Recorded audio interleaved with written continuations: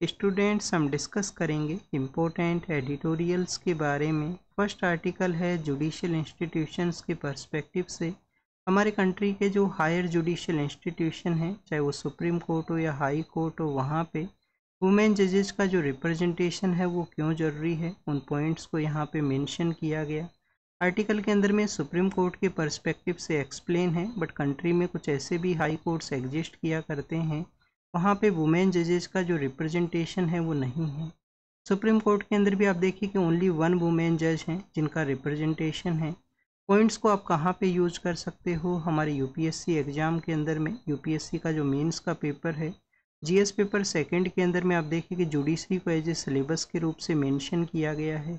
कोई आप अगर ऐसे को लिखते हो जहाँ पे जेंडर के रिगार्डिंग में आपको जो डाटा है वो मेंशन करना है, ऐसे हो या अदर कोई आपका जीएस का आंसर हो, तो वहाँ पे भी इन पॉइंट्स को आप यूज है वो कर सकते हो।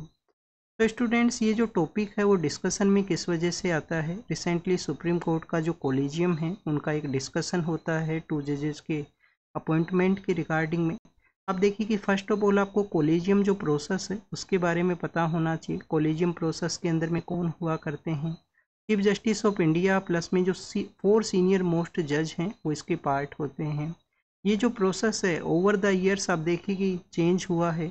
हमारे यहाँ पे फर्स्ट जज केस है, सेकंड जज केस आता है 93 के समय में, फर्स्ट जज केस है वो 1982 का है जिसको एसपी गुप्ता केस भी हम बोलते हैं, और फिर थर्ड जज केस एग्जिस्टेंस में आया जिस प्रोसेस के थ्रू ये जो कोलिजियम सिस्टम है वो चेंज होता है, चेंज होते हुए एग्जिस्टेंस में आता है।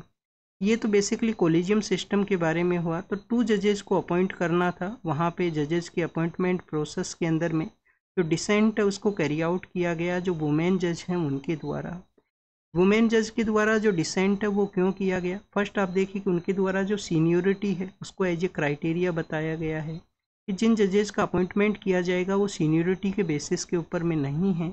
सेकंड, उनके द्वारा जो पॉइंट है वो मेंशन ये किया गया है कि जो रीजनल रिप्रेजेंटेशन है, कि जिस एरिया से आप अपॉइंट करने वाले हों वहाँ से ऑलरेडी काफ़ी सारे जजेस हैं वो एग्जिस्ट किया करते हैं कोर्ट के अंदर में, तो किसी अदर एरिया का जो रिप्रेजेंटेशन है वो दिया जाए। तो एक रीजनल रिप्रेजेंटेशन भी एक रीजन यहाँ पे बताया गया है, सीनियोरिटी को भी एक क्राइटेरिया है वो बताया गया जिसके बेसिस के ऊपर में जो डिसेंट है वो दिया गया। अब आप देखिए कि डिसेंट दिया गया है, अब ज़रूरत है समय के साथ में करेक्टनेस का ज़रूरत है, क्योंकि जैसा सीनियर जो जजेज हैं, जो महिलाएं जज होंगी, वुमेन जजेज रहे होंगे हाई कोर्ट के अंदर में, उनको भी यहाँ पे सुप्रीम कोर्ट में अपॉइंट है वो किया जा सकता था। अभी प्रेजेंट समय में सुप्रीम कोर्ट का जो टोटल स्ट्रेंथ है वो कितना है, 34 जज का टोटल स्ट्रेंथ है, वो कम्प्लीटली फिल है वो यहाँ पे हो चुका है। वुमेन जज के बारे में अगर हम डिस्कस करें तो ओनली 1 वुमेन जज हैं जो आने वाले समय के अंदर हमारी कंट्री का फर्स्ट वुमेन सीजीआई हैं, उस पोस्ट को भी उनके द्वारा सर्व है वो किया जा सकता है। और आप देखिए कि उनका जो सीजीआई पोस्ट का जो टेन्योर रहेगा वो भी काफ़ी शॉर्ट टर्म के रिगार्डिंग में रहेगा, कुछ 30+ कुछ डेज का उनका टेन्योर है वो रहेगा। अब स्टूडेंट्स, यहाँ से क्वेश्चन ये रेज होता है कि हमारे यहाँ पे वुमेन जजेस का जो अपॉइंटमेंट का जो हिस्ट्री है वो क्या रहा है कंट्री के अंदर में। आप देखिए कि 1950 के समय जो सुप्रीम कोर्ट है, जो हमारा कॉन्स्टिट्यूशन है वो एग्जिस्टेंस में आता है, कमेंसमेंट में आता है 26 जनवरी 1950 के समय। 1950 से लेकर जो फर्स्ट वुमेन जज का जो सुप्रीम कोर्ट के अंदर में अपॉइंटमेंट हुआ था वो 1989 के समय में होता है। जस्टिस फातिमा बीवी हैं जो फर्स्ट सुप्रीम कोर्ट का वुमेन जज थे। हाई कोर्ट का फर्स्ट वुमेन जज कब आए थे, आप देखिए कि एग्जिस्टेंस में 78 या 79 के समय में लैला सेठ उनका नेम हुआ करता था।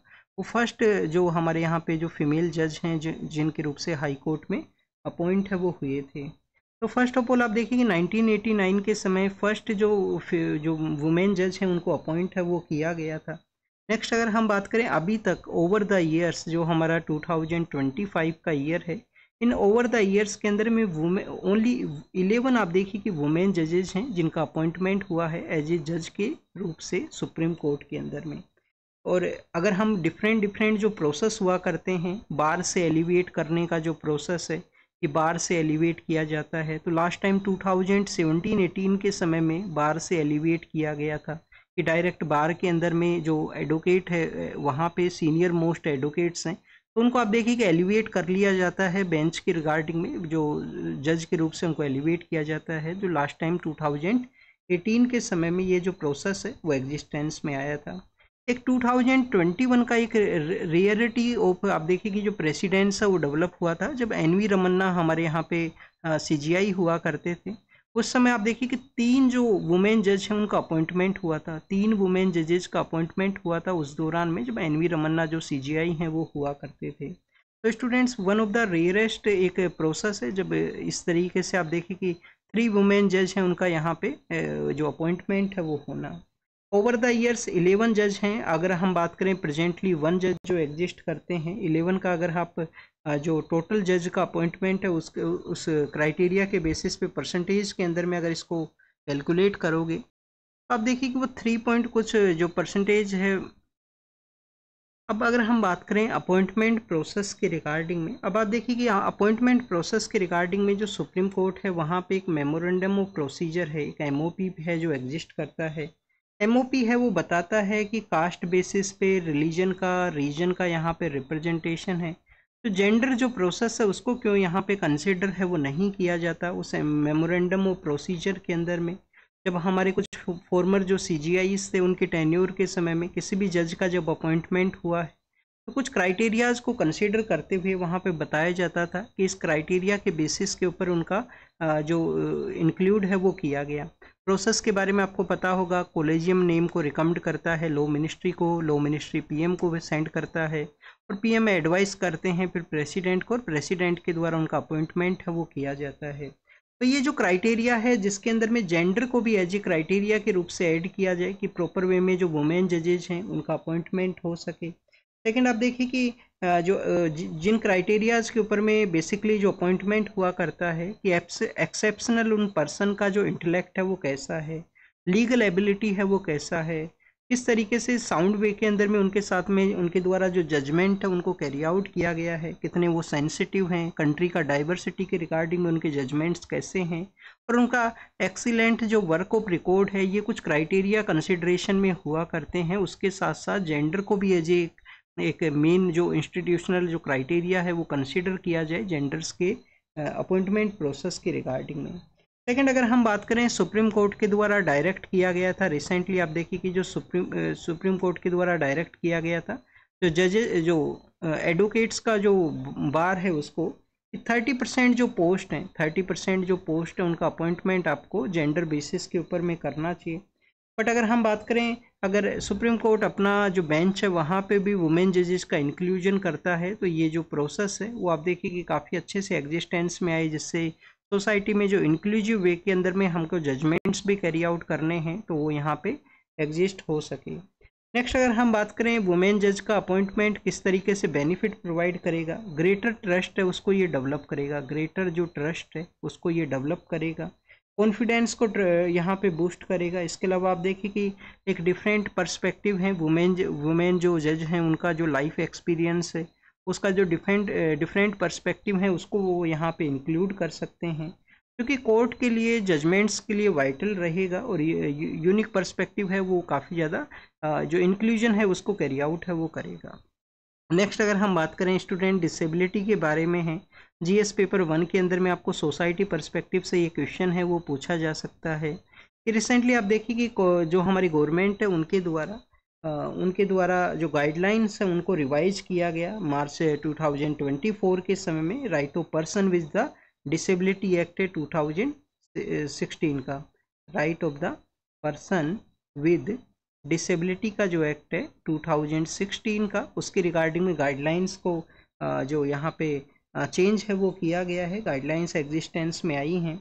अब देखिए कि assessing the extent of disability है, assessing the extent of disability जो है, डिसेबिलिटी को यहाँ पे उसके अंदर में जो सिकल सेल का जो प्रोसेस है उसको भी इंक्लूड करने के लिए कहा गया। टू कैटेगरीज का जो सिकल सेल का जो डिजीज है जो वहाँ पे डिसेबिलिटी है उसको इंक्लूड करने के लिए इंक्लूजन का वहाँ पे डिस्कशन किया गया है। अभी जो सिकल सेल का जो डिजीज है वो है क्या, sickle cell disease one kind of painful disabling situation है, जब ब्लड ऑर्डर डिसऑर्डर है उसको ये क्रिएट करता है, ब्लड ऑर्डर का जो डिसऑर्डर है उसको ये क्रिएट करता है। फिर आप देखिए कि किन को ये मेजरली इम्पैक्ट किया करता है। हमारे कंट्री में जो मार्जिनल सेक्शनल्स हैं उनको ये मेजरली इम्पैक्ट करता है। मार्जिनल सेक्शन जिनको कि ऑलरेडी जो गवर्नमेंट इंस्टीट्यूशंस हैं उनका एक्सेसिबिलिटी उनके पास में नहीं होता है, प्रॉपर सोसाइटी के मेन स्ट्रीम का वो पार्ट है वो नहीं हुआ करते हैं, और उनको ये मेजरली इम्पैक्ट है वो किया करता है। तो उनका जो डिसेबिलिटी है, ये जो डिसेबिलिटी है वो किसी तरीके से फिजिकल वे के अंदर भी अपीयर नहीं होती है। अगर आप सिकल सेल का जो डिसेबल सिचुएशन से आप सफ़र करते हो तो आपका फिजिकल अपीयरेंस में वो नहीं दिखेगा, जो पेनफुल आपने जो प्रोसेस है उसको कैरी आउट है वो किया है।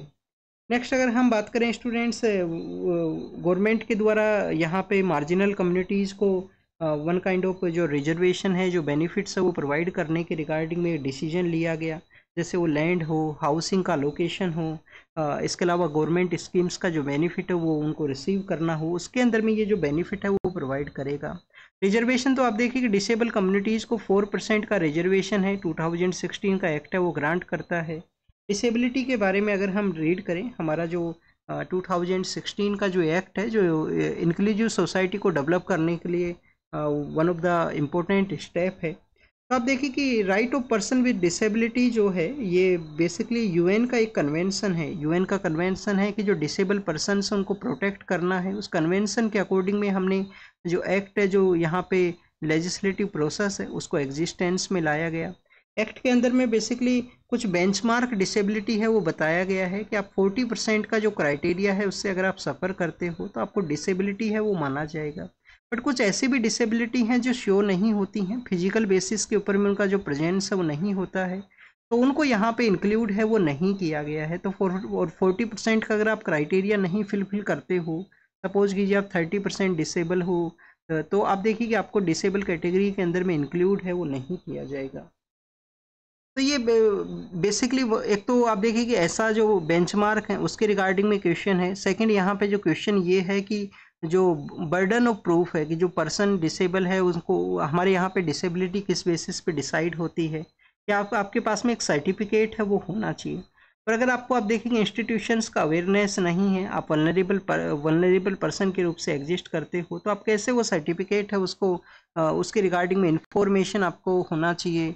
आप जो हमारा जो इंस्टीट्यूशंस हैं वो इस तरीके से एक्सेसिबल हो सकें कि वहाँ पे इंफॉर्मेशन है वो उसको प्रोवाइड किया जा सके।